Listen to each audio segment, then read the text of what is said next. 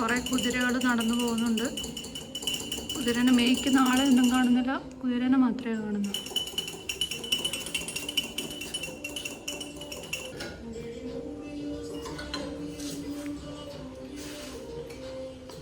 ഒരാൾ ഇന്നത്തെ ബ്രേക്ക്ഫാസ്റ്റൊക്കെ എന്നെ കൂട്ടാതെ സ്റ്റാർട്ട് ചെയ്തിട്ടുണ്ട്.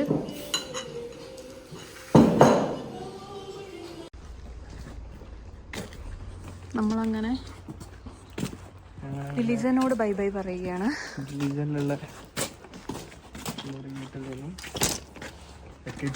ഇതാണ് ഞങ്ങൾ ഡിലിജനിൽ നിന്നിട്ടുണ്ടായിരുന്ന സ്ഥലം. അപ്പോൾ വണ്ടി വന്നിട്ടുണ്ട്. എടുത്തെടുത്തു. നമ്മൾ ഡിലിജനിൽ രാവിലെ പോകുമ്പോൾ ഒരു മല തുറന്നൊരു ടണൽ കാണാം. ടണലിൻ്റെ അകത്തൂടെ വേണം അപ്പുറത്തെത്താൻ. അങ്ങനെ ഞങ്ങളുടെ വണ്ടിയിൽ പെട്രോൾ അടിക്കാൻ വേണ്ടി നിർത്തിയാണ്. ഇതാണ് ഇവിടുത്തെ പെട്രോൾ സ്റ്റേഷൻ. ഓരോ വണ്ടിക്ക് ഓരോ സ്ലോട്ടായിട്ട് നിർത്തി വെച്ചാണ്.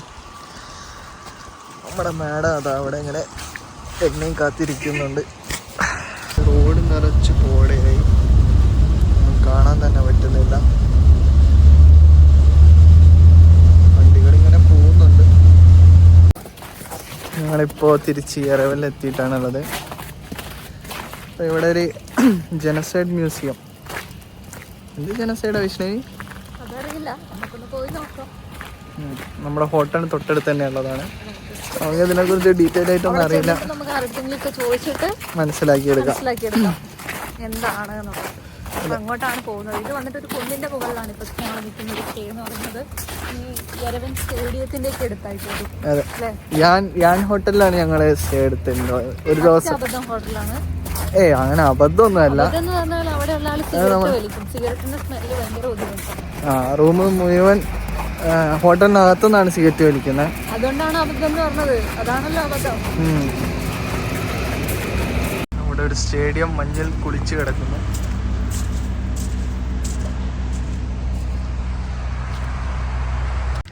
അങ്ങനെ ഞങ്ങൾ ജനസൈഡ് മെമ്മോറിയൽ മ്യൂസിയത്തിനടുത്തെത്തി. ഇതാണ് ഇവിടെ കാണുന്ന ജനസൈഡ് മ്യൂസിയം. നിങ്ങൾ കാണുന്നത് ഇതും അതിൻ്റെ ഒരു ഭാഗമാണ്. ഇതൊക്കെയും ഇവിടെയുള്ള പട്ടാളക്കാരുടെ, മരിച്ചു പോയിട്ടുള്ള പട്ടാളക്കാരുടെ ഓർമ്മയ്ക്കാണ് ഈ ഒരു മ്യൂസിയം.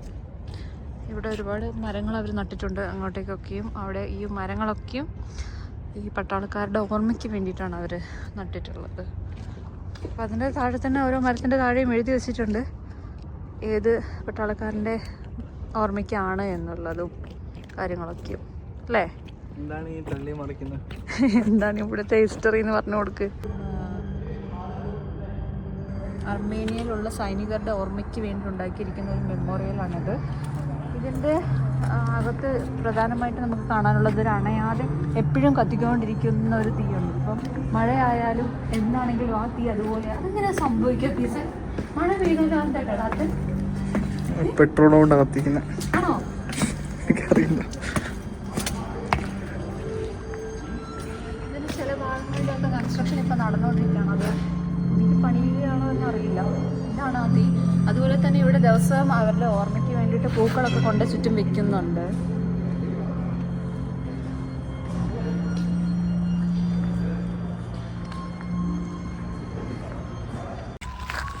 ഇപ്പം ഞങ്ങളുള്ളത് ജനസൈഡ് മെമ്മോറിയലിൻ്റെ സൈഡിലൊരു പാർക്ക് പോലുള്ളൊരു ഏരിയയിലാണ്. ഒരു ഗാർഡൻ നല്ല ഭംഗിയുണ്ട്. ഇവിടെയുള്ള ഓരോ സ്ഥലങ്ങളും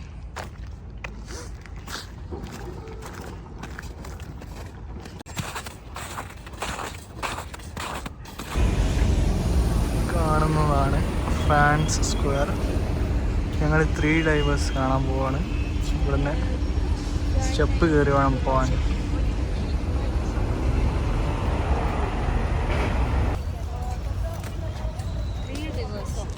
ആ 3 ഡൈവേഴ്സ്.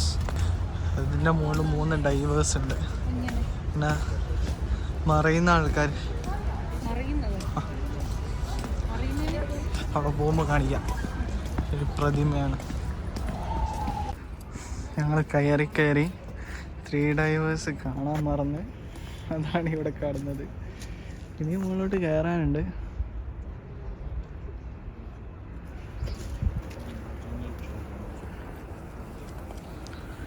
ആണ് ഇവിടുന്ന് യെരവൻ സിറ്റി കംപ്ലീറ്റ് ആയിട്ട് കാണാൻ പറ്റും.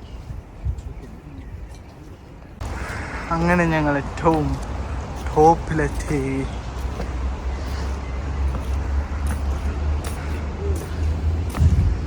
ഇതാണ് മെയിൻ വ്യൂ പോയിന്റ്. ഞങ്ങളുടെ അർമേനിയൻ ട്രിപ്പ് ഇവിടെ അവസാനിച്ചിരിക്കുകയാണ്. ഞങ്ങൾ എയർപോർട്ടിലേക്ക് പോവുകയാണ്. അപ്പം യെരവനിൽ നിന്നും എയർപോർട്ടിലേക്ക് ഞങ്ങൾ ടാക്സിക്കാണ് പോകും. ഇവിടെ അതെ ബസ് സർവീസുകളൊന്നുമില്ല. ഞങ്ങൾ പ്രത്യേകം ശ്രദ്ധിക്കും. ബസ് സർവീസ് ഉണ്ട്, പക്ഷേ അതെ അതെ ഒരു 4 മണിക്കൂർ ബസ്സിലങ്ങ് വേസ്റ്റാവും അല്ലേ.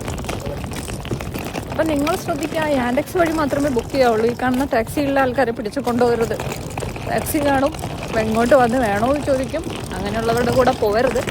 പോയാൽ യാൻഡെക്സ് ആണെന്ന് വരെ അവർ പറയും. ചുമ്മാ ഒരു ആപ്പ് എടുത്ത് കാണിച്ചു തരും അല്ലേ. പക്ഷേ അവിടെ എത്തിക്കഴിയുമ്പോഴാണ് നിങ്ങൾക്ക് അതിൻ്റെ ഗൗരവം മനസ്സിലാവുക. അതുകൊണ്ടൊരിക്കലും യാൻഡെക്സ് വഴി അല്ലാതെ ടാക്സികൾ പിടിക്കും. അതൊരു രേവണാണ്, അത് കാക്കയല്ല.